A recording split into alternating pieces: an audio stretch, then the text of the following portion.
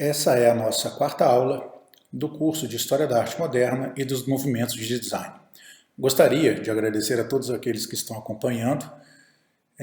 Já tem alguns dias que eu comecei a colocar os primeiros episódios e a resposta dos meus alunos, ex-alunos, que fiquei muito feliz de rever ex-alunos comentando, e também amigos e indicados de amigos que estão gostando muito do curso. Espero que vocês continuem assistindo. Vou tentar fazer com que ele seja cada vez mais agradável, divertido, e que vocês, por favor, fiquem à vontade de fazer dicas, sugestões, correções, enfim. O canal é aberto para toda a comunidade.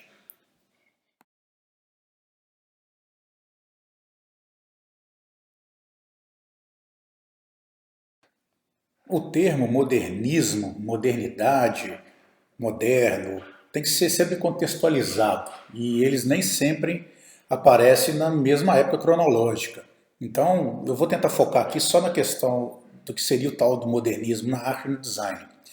Esse termo aparece de maneira bastante genérica ali no final do século XIX e ali nas primeiras décadas, a primeira década do século XX, com o termo de modernismo, para mostrar um momento da vida ocidental onde, tentando emular todas aquelas transformações que estavam acontecendo em todos os sentidos, e aqui no caso tendo em foco a questão estética, a questão visual, a questão da arte e do design, recebe o nome de maneira genérica de modernismo. Então você vai ter o modernismo na arquitetura, você vai ter o modernismo no design de produtos, vai ter o modernismo na publicidade, e esse modernismo, gente, não é o mesmo modernismo que vai acontecer no Brasil ali da Semana de Arte Moderna, cuidado, não é a mesma coisa.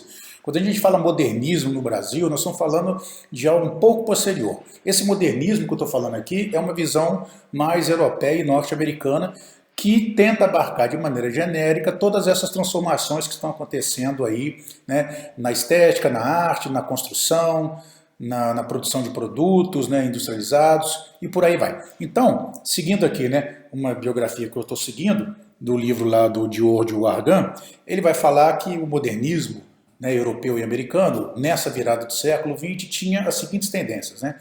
A renúncia total aos modelos clássicos, isso está bem óbvio, né? Porque se é moderno está sendo contra algo que vem antes, e como eu já falei isso bastante nas aulas anteriores, o que vem antes? É o padrão clássico, é o padrão, né, acadêmico, diminuir a distância entre as artes maiores, né, a arquitetura, a pintura e a escultura, e do design, quer dizer, diminuir a distância entre arte e design, que aí é óbvio que não vão virar a mesma coisa, né, isso não vai acontecer, mas o design vai começar a adotar cada vez mais ideias das artes e isso vai acabar influenciando as artes também.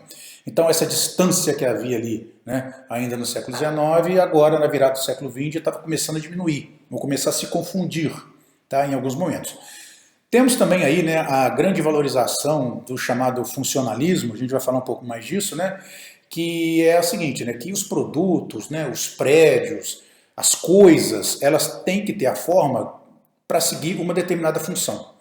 O arquiteto Louis Sullivan, lá norte-americano, que vai ser um dos grandes líderes da chamada Escola de Chicago, que eu vou falar daqui a pouco, tem uma frase dele muito famosa, né, que é "Form follows function", que é a forma segue a função, que é a base do funcionalismo. O que é o funcionalismo? Né? O produto ele pode ter a beleza estética que você quiser, desde que a forma dele tenha algum significado para a sua função. Ou seja, os ornamentos são bem-vindos desde que eles não sejam desvinculados da função daquele produto. E isso, né, vai orientar praticamente todo o design do século XX. Obviamente que vão ter exceções, a gente vai ter o styling, que eu vou falar mais à frente, o streamline, mas sem dúvida nenhuma, quando você vai falar de design, essa visão funcionalismo até hoje é a principal. Bom, a gente vai ver aí uma tentativa de uma linguagem internacional, né, entre aspas, né, porque vai ter o seu foco na Europa, uma linguagem visual em todas essas expressões que vai seguir um determinado padrão. Né, isso não vai acontecer, né, impossível, mas com certeza essa tentativa dessa linguagem vai acontecer. E aqui há uma espécie de tentativa, né, de redimir a industrialização. Enquanto o Art and Craft veio para criticar a industrialização, dizendo que ela é de baixa qualidade, de baixo nível, e longe e que desvaloriza, né, o verdadeiro artesão, que é aquele que faz.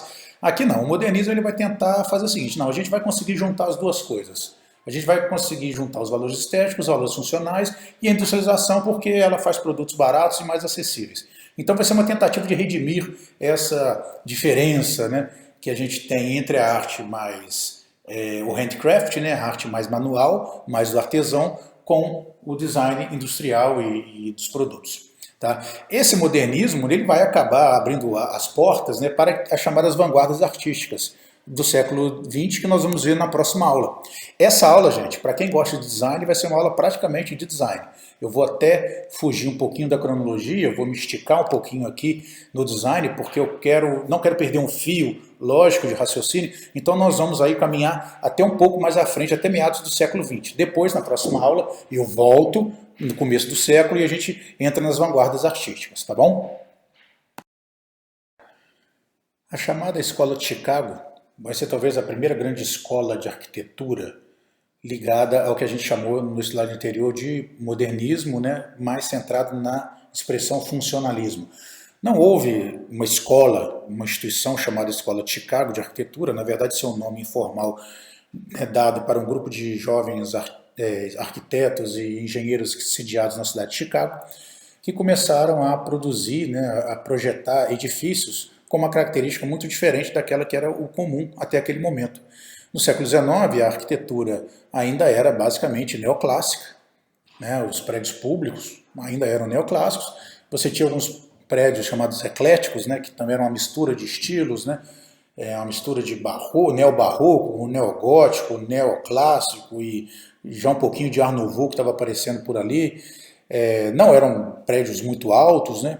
E a escola de Chicago ela vem com uma proposta totalmente diferente, né? E que vai dar expressão do que a gente conhece como os arranha-céus. Você pode até ver essas duas imagens aí, mas não são tão altos assim. Bom, gente, não é alto para hoje em dia, mas para aquela época esses prédios eram enormes. E essa tecnologia só foi possível também por conta do avanço, né, dos próprios elevadores. Parece engraçado falar isso, mas se não fosse pela tecnologia dos elevadores, cada vez mais funcionais e acessíveis, não daria para fazer edifícios com mais de 5 andares. Então a Escola de Chicago traz essa proposta de edifícios não sem ornamentos, eles têm ornamentos sim, mas os ornamentos sempre no sentido de fazer parte do projeto arquitetônico de maneira harmoniosa, sem qualquer forma de exagero, e sem abrir mão da chamada funcionalidade. O prédio tem que ser funcional.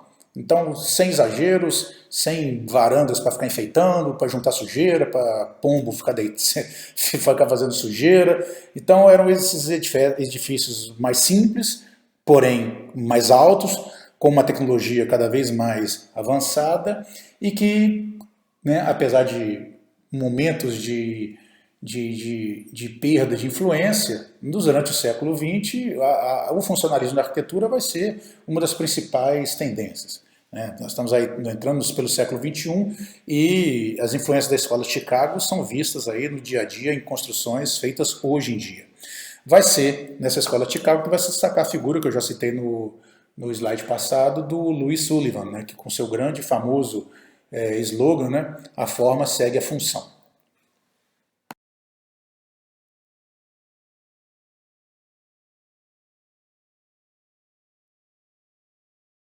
O funcionalismo veio para ficar. Óbvio que terão outras expressões artísticas de design, mas ele vai continuar. Inclusive, vai ser também, de certo modo, criticado por outras.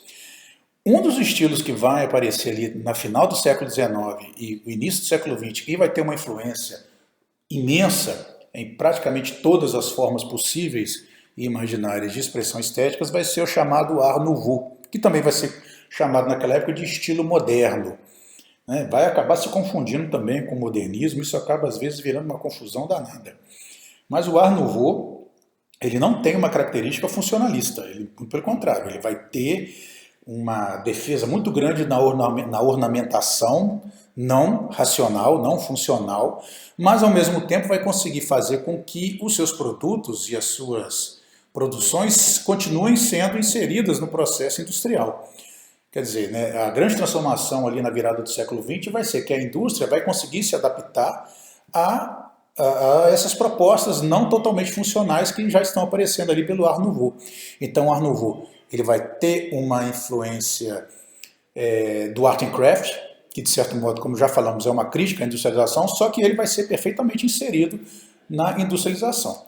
O termo Art Nouveau, ele aparece, né, significa arte nova em francês, mas ele aparece com vários nomes em locais diferentes, né? Ele vai ter o nome de o estilo da juventude no alemão, né, o Jugendstil, né? Eu não sei se é assim que é a pronúncia, eu não sei falar alemão, mas acredito que seja algo parecido com Jugendstil.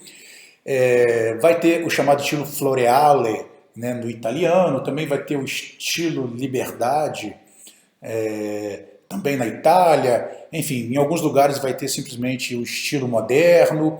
O fato é que o Art Nouveau ele vai ter expressões em vários países. Ele vai começar ali na França, mas vai ser muito forte nos Estados Unidos, vai ser muito forte nas Ilhas Britânicas, vai ser muito forte na Itália, e inclusive aqui no Brasil nós vamos ter uma presença bastante interessante do Art Nouveau. O Art Nouveau, como eu disse, ele é um movimento de design, mas que vai se misturar com a arte. Esse é um momento onde vai ser difícil saber aonde termina a arte e começa o design, aonde começa o design e termina a arte. Vai ter momento que a gente vai ficar realmente um pouco confuso. E ele, o Art Nouveau, ele vai se expressar, como já falei, em tudo, né? Nas artes, no vestuário, no mobiliário, na produção industrial de utensílios domésticos, na arquitetura, na ourivesaria, né? Na fabricação de joias, na publicidade, na tipologia, né? Criação de letras, de fontes, né? Como a gente usa hoje nos computadores, na época não tinha, era tudo manual. E isso vai se espalhar pelo mundo. As influências do Art Nouveau, né, como eu já falei, serão... tem um pouquinho de barroco, tem um pouquinho de rococó ali, né, tem o chamado japonismo, né, que são as artes decorativas do Japão, que chegam no século XIX com muita presença nos países capitalistas europeus, né, uma decoração muito bonita, muito singela, com uma valorização muito grande de figuras da natureza. Então esse japonismo vai ser muito forte do Art Nouveau, vai ter uma influência de elementos góticos, celtas e saxões, você vai encontrar isso em determinados momentos, tá? Então vai ser uma arte que vai valorizar muito a figura feminina, e são artes, é uma arte que vai ter uma presença muito grande de elementos orgânicos, né? O que significa falar elementos orgânicos? São plantas, pessoas, né, principalmente mulheres, figura feminina, animais, insetos, misturados nas estruturas arquitetônicas, misturado nas imagens publicitárias. Muitas vezes você vai ver um inseto se misturando com uma planta que adentra pelo corpo de uma pessoa, uma coisa meio antropomórfica, enfim, orgânica nesse sentido, né? São coisas vivas sendo utilizadas como ornamentos de coisas inanimadas. Então o Art Nouveau vai ser uma arte extremamente elaborada e vai exercer um certo fascínio, né? Não só naquela época como até hoje, né? A gente vira e mexe e a gente vê aí produções estéticas, publicitárias, né, utilizando o Art Nouveau. E, inclusive, né, há produtos de marcas que são utilizadas até hoje que mantêm a sua versão Art Nouveau como até uma forma de dar tradição. Pegue a logomarca daquele sabonete Febo, aquilo é Art Nouveau. Pegue, por exemplo, o rótulo do biotônico Fontoura, aquilo é Art Nouveau. Pega, por exemplo, aqui aquele talco antisséptico Granado, né, Granado, também aquilo é Art Nouveau. Se você for procurar aí, né, você vai encontrar várias outras marcas e produtos que até hoje mantêm essa característica Art Nouveau. Aqui temos algumas imagens que eu selecionei do Art Nouveau, talvez sejam os dois maiores artistas estejam aqui nesse slide. Os primeiros aí da esquerda são 3 cartazes do Moulin Rouge, feitos pelo Henri Toulouse-Lautrec, que já é um conhecido nosso da aula de pós-impressionismo. Como eu falei, o Toulouse-Lautrec, que vivia naquela boemia, né, parisiense, que convivia ali o tempo inteiro nos cabarés de Montmartre, um dos seus trabalhos era produzir peças publicitárias, cartazes, né, e propagandas para espetáculos desses cabarés, peças, músicas, grandes bailes. E aí nós temos 3 grandes exemplos aí, né, do Moulin Rouge e da Jeanne Avril, né, que eu já tinha comentado com vocês que ele era obcecado por essa dançarina. Embaixo ali também temos um cartaz bastante famoso de outro cabaré, Le Chat Noir, né, o Gato Negro, também de um espetáculo, esse aí do Théophile Steinlein, também é um símbolo bastante famoso, né, de Paris, do Art Nouveau, está sempre aparecendo em catálogos, em livros, como grandes exemplos, né, dessa arte que vai marcar ali aquela Paris do começo do século. Mas do lado aqui, né, nós temos talvez as obras do artista que melhor representa o Art Nouveau, que é o Alphonse Mucha, né, escreve Mucha, mas fala Mucha. Ele era um artista tcheco, né, da região da Morávia, da atual República Tcheca, e teve um tempo em Paris e se especializou em Art Nouveau, essas obras, né, que são talvez os maiores ícones do estilo. Você pode ver aí como que valoriza muito a figura feminina, né, toda a questão das plantas, das flores, né, essa arte bastante orgânica que eu já comentei com vocês. Ele era obcecado pela Sarah Bernhardt, né, que é essa grande cantora, também atriz do teatro parisiense. O Mucha, ele depois de um tempo, ele volta para a República Tcheca, em Praga, e vai fazer talvez a sua principal obra, né, que é uma série de quadros chamada Epopeia Eslava, onde ele, através de quadros enormes, vai retratando, né, a história do povo eslavo. Então aqui temos belos e representativos exemplos do Art Nouveau na parte mais da pintura, né, e também no design, né? Como eu falei com vocês, o Toulouse-Lautrec e o Mucha também, ao mesmo tempo que eles são grandes artistas, também estão aí sendo grandes designers gráficos, né. Separei aqui algumas imagens de Art Nouveau na arquitetura. Essa primeira imagem da residência Tassel, hoje um hotel, é considerada um dos maiores exemplos da Art Nouveau na arquitetura. Fica em Bruxelas, na Bélgica, do arquiteto e artista Victor Horta, que também é um dos maiores nomes do Art Nouveau. Você vê claramente nessa imagem os elementos que compõem o estilo. Você vê ali os elementos orgânicos, tá vendo? São várias galhos brutos, retorcidos, subindo ali. Olha aquela coluna que segura, né, a escada, né? Você vê que lá na parte superior dela, ela é feita de metal, mas chega lá na parte superior dela, parece que está se transformando em plantas. Você vê o chão ali, aquele mosaico também formando brotos, a própria estrutura da escada, né? Abaixo do corrimão ali também você vê que parece que são pequenas folhas, pequenos galhos. A luminária, não sei se está dando para ver a luminária, são formadas com pequenos copos de leite, aquela flor, né? A cobertura da lâmpada são como se fossem pétalas de flor. Então, essa imagem é fantástica para exemplificar esse Art Nouveau. Do lado, nós temos ali um museu, a entrada do metrô de Paris, da estação des Abbesses, que fica no bairro Montmartre. Na verdade, não é a única entrada do Métropolitain, né, que é o nome do metrô em Paris, não é a única entrada do metrô de Paris que tem esse visual Art Nouveau. Na verdade, são várias.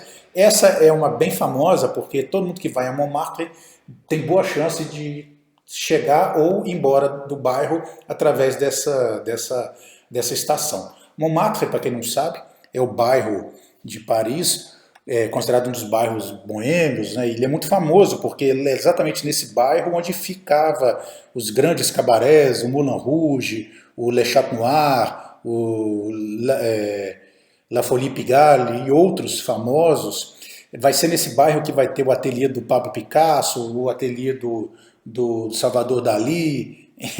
Enfim, é um bairro que... O bairro em si já é um sítio histórico muito importante. Temos também nesse mesmo bairro o famoso funicular, que é aquele bondinho que sobe inclinado a ladeira de Montmartre, né, até chegar na Basílica de Sacré-Cœur, que é um dos pontos turísticos mais famosos de Paris. A vista mais bonita de Paris é lá de cima, então quer dizer, todo mundo que vai a Paris, se não foi, tem que ir em Montmartre, tem que ir lá conhecer esse bairro maravilhoso, e você vai ver obras de arte o tempo inteiro nesse bairro, né? Atrás da Basílica de Sacré-Cœur tem a Place du Tertre, que é uma praça onde fica uma quantidade imensa de bares, restaurantes e artistas de rua, fazendo quadros, fazendo caricaturas. Quer dizer, é um lugar que você, tipo assim, eu quero morrer aqui, né? Dá vontade de chegar lá nessa praça e nunca mais sair de lá. Enfim, quem for a Paris e quando vocês forem a Paris, por favor, peguem o metrô e desçam nessa estação de metrô na Place des Abbesses, que fica ali no meio de Montmartre.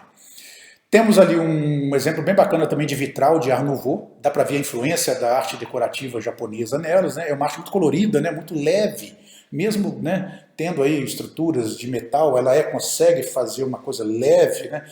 Repare ali também na entrada da estação do metrô, o vidro, né? A cobertura da entrada é de vidro, né? Então você vai ver isso aparecer muito. Embaixo temos uma imagem que talvez seja conhecida da região aqui de Juiz de Fora, na zona da Mata de Minas Gerais, que é a Vila Iracema, que é uma casa que, graças a Deus, está sendo reformada. Ela esteve à beira da ruína e, né, ficou abandonada durante muito tempo e atualmente ela está no processo de reforma. É um exemplo belíssimo de Art Nouveau aqui em Juiz de Fora. Muito bonita essa casa, exemplifica também muito bem o que é esse estilo. E quem mora em Juiz de Fora, para quem não está sabendo onde é que é, fica na rua Espírito Santo, perto dos Correios, perto da Escola Normal, do outro lado da rua, então não é difícil de achar, é bem no centro da cidade de Juiz de Fora. Tem um estacionamento do lado dela, que é horrível, né, porque acaba até prejudicando a estrutura da casa, mas quem, né, mora em Juiz de Fora ou região e for passar pelo centro da cidade, tenta dar uma passadinha lá para ver essa casa de perto, que ela é muito bonita. Um outro exemplo bastante famoso de Paris, né, é o edifício La Vie Rotte, né, o La Vie Rotte, que ele é belíssimo, né? Eu peguei essa foto que pega só a parte superior, né, do frontão da porta principal, mas ele todo em Art Nouveau. Aí você vê essas figuras femininas, essas plantas, essas volutas, né? Tem um pouco de rococó no meio disso aí. Esse prédio é famoso, você passa em frente a ele em Paris, tem um monte de gente tirando foto dele. É quase que uma atração turística também.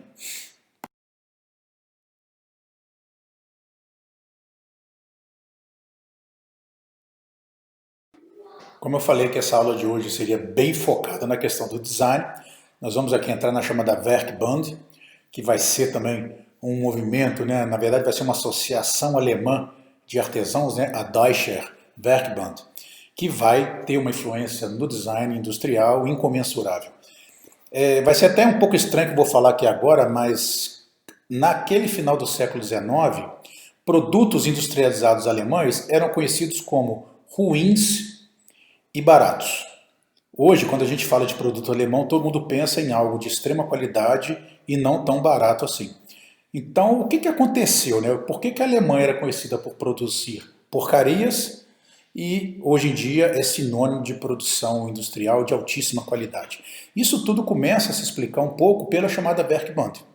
Ao final do século XIX, por exemplo, teve a exposição, aquela grande exposição mundiais da Filadélfia.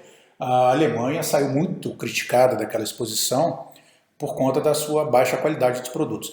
E depois da unificação alemã, né, a Prússia, que é o estado germânico mais importante, mais rico e mais industrializado, na época, né, que comandou o processo de unificação alemã, na década de 1870, começa a promover uma valorização da indústria alemã no sentido de produzir, né, produtos cada vez melhores, de qualidade, mantendo um preço competitivo e que também tivessem uma atração estética interessante para atrair o consumidor.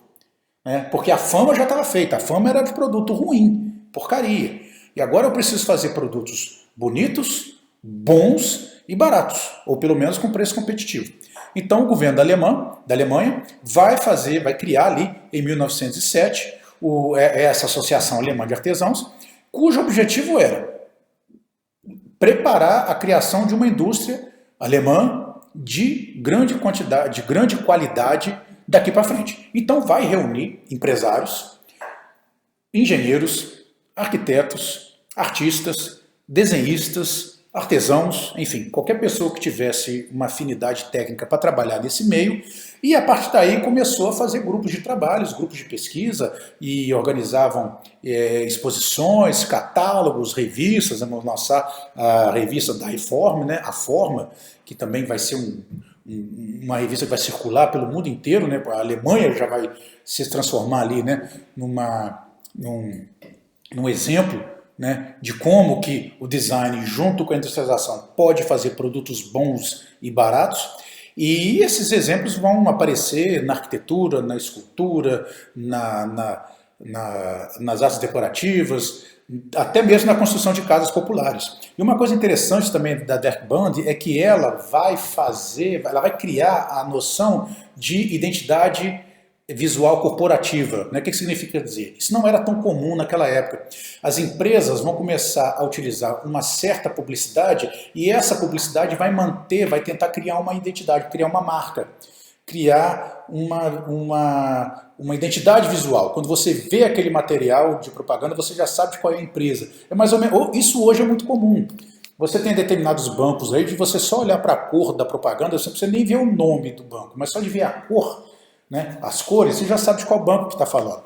Né? Existe isso, é a chamada identidade visual. Você pode ver um carro de longe, só de longe você já sabe mais ou menos qual que é a marca dele, porque ele tem uma identidade visual. Então isso vai começar a ser trabalhado de maneira sistemática a partir da Werkbund. A Werkbund vai ter uma quantidade imensa de pessoas envolvidas, né, e muitos deles são artistas e arquitetos e designers, né? Alguns desses nomes que estão aqui no slide, né? Como o Peter Behrens, o Walter Gropius, o Mies van der Rohe, esses caras vão aparecer mais à frente em outros estilos arquitetônicos, em outros estilos de design, de arte, vão participar do chamado neoplasticismo, vão estar envolvidos com a escola Bauhaus, que a gente vai falar mais à frente. Então a influência desse pessoal é imensa, é muito enorme.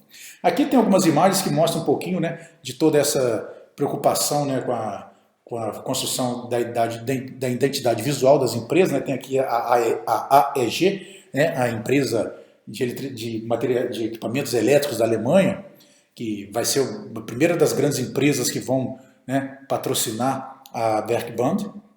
Temos ali a capa de um catálogo, né, da revista, né, da revista Daiform, né, de 1926, e temos ali um edifício, né, que também, dentro desses lugares de exposição, né, que vai acabar mostrando, né, essa nova tendência arquitetônica, né, de mistura de materiais mais modernos, né, de metal e vidro, enfim. A gente vai ver mais imagens aí no próximo slide.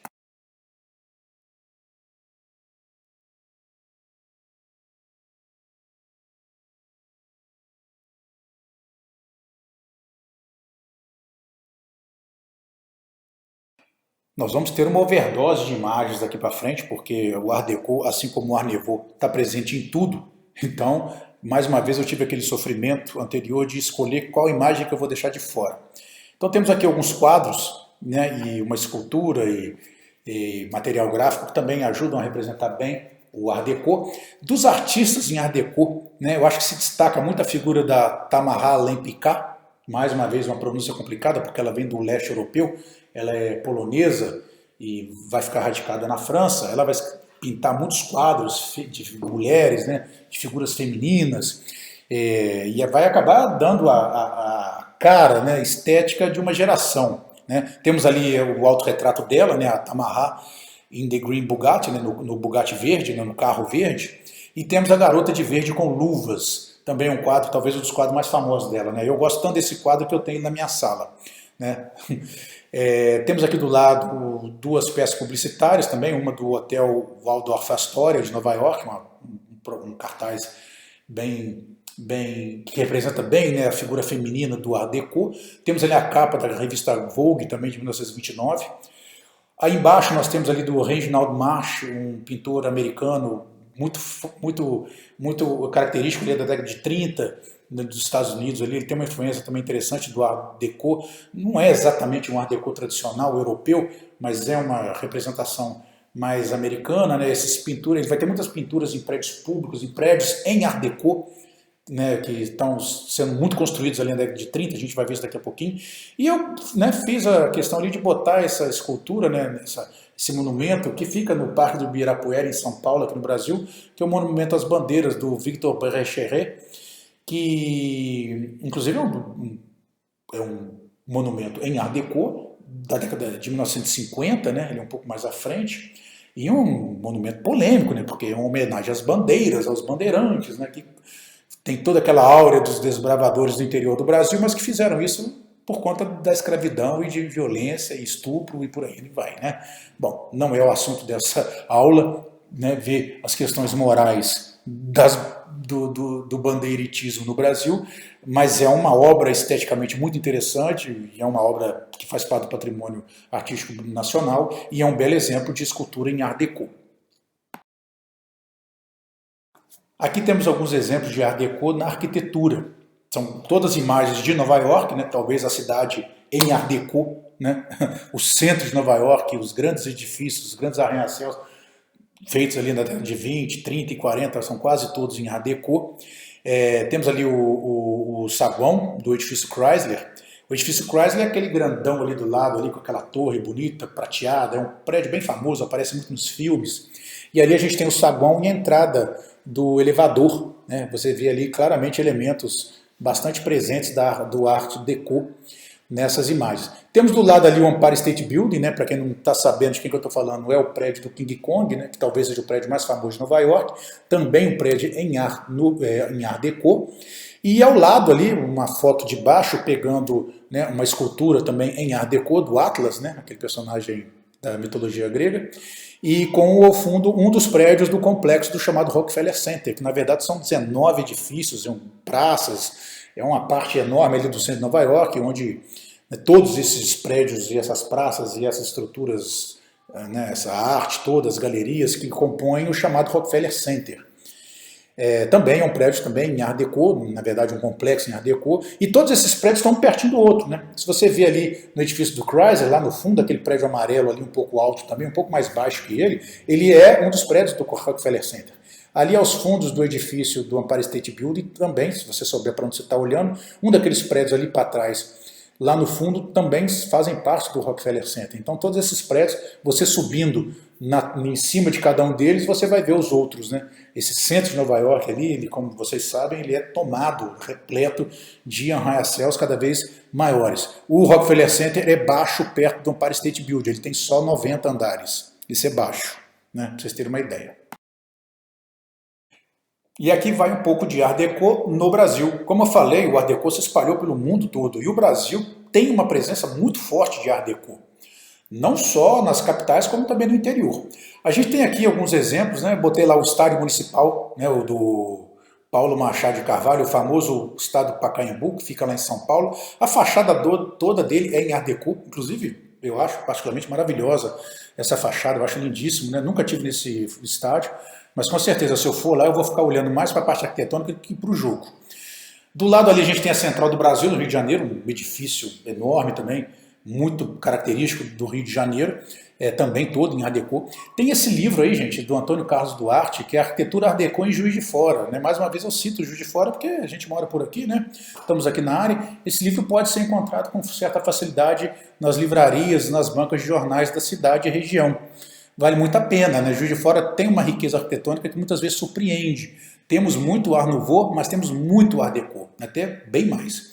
Eu acho muito bacana, recomendo muito. Tanto é que embaixo temos ali a famosa Casa de Itália, que fica ali também bem no centro de Juiz de Fora, que é o consulado italiano, né? E eu peguei uma foto antiga porque atualmente, infelizmente, a Casa de Itália, o prédio está lá conservado, mas tem um monte de coisa na frente, botaram uma grade horrorosa na frente, tem algumas árvores que é óbvio que eu não vou ser contra a natureza, mas sei lá, eu acho que deveriam ter colocado outro tipo de planta na frente. Lá a parte de trás da Casa de Itália, quem conhece, tem uma área enorme, então quer dizer, gente, planta árvore lá atrás, põe um jardinzinho, porque está escondendo a frente do prédio, sabe? Então, assim, não é nada contra a natureza, muito pelo contrário, mas eu acho que em determinados momentos a gente tem que tentar preservar algumas belezas arquitetônicas. O ser humano também faz coisa bonita, não é só a natureza, não. E a frente da Casa de Itália hoje está complicada, porque tem uma grade horrorosa lá, tem um monte de propaganda, né? Porque tem um monte de curso que acontece lá dentro, então está uma poluição visual terrível, tem uma publicidade de um restaurante que trabalha nos fundos, enfim. Aí eu falei, gente, eu acho muito bonito esse prédio, ele é um exemplo sensacional de Art Deco, mas atualmente ele não está sendo exemplo para a gente botar a foto. Então eu procurei uma foto antiga e por sorte achei, está aí para você poder ver bem a cara do prédio. Ao lado, o famoso elevador Lacerda de Salvador e o Cristo Redentor do Rio de Janeiro, que é a maior escultura, né, a maior estátua de Art Deco que existe. Está lá no Rio de Janeiro, todo mundo está cansado de conhecer. Para quem não sabia, o estilo estético o estilo artístico dessa obra, ela é Art Deco. A maior estátua em Art Deco do mundo, uma das 7 maravilhas do mundo moderno.